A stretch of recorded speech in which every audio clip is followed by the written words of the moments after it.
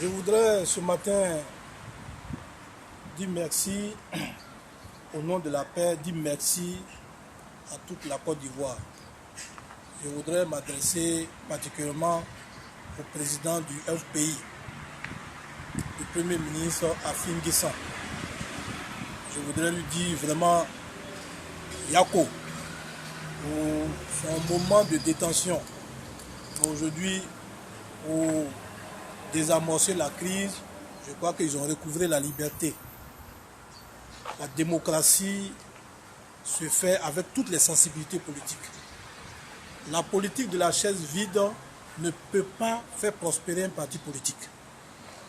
Et je voudrais lui dire de tendre la main au gouvernement pour qu'il puisse discuter afin de voir dans quelle possibilité la réconciliation peut être véritable.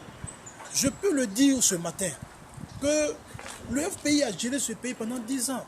Une réconciliation ne peut se faire sans le FPI. Il faut que toutes les sensibilités politiques soient associées à cette réconciliation nationale. Le FPI va jouer un rôle essentiel. Et aujourd'hui, le porte-flambeau du FPI, c'est M. Pascal Afin Guessan qui est le président du parti.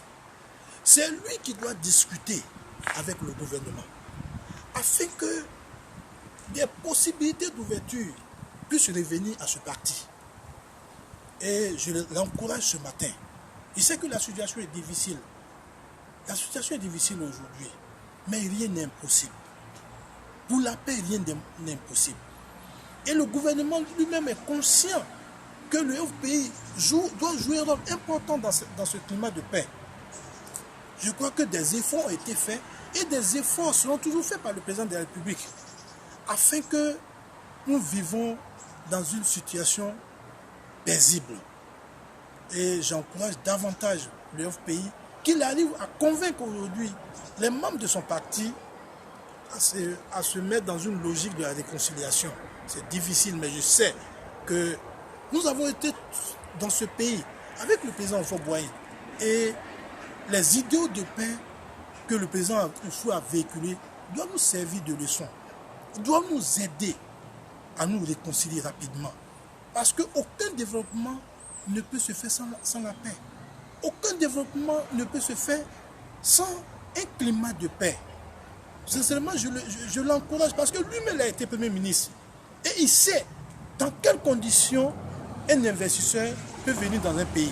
Si le climat de paix n'existe pas, aucun investisseur ne peut venir dans ce pays. Alors que nous œuvrons au sein des partis politiques pour que nos militants puissent avoir un véritable bien-être.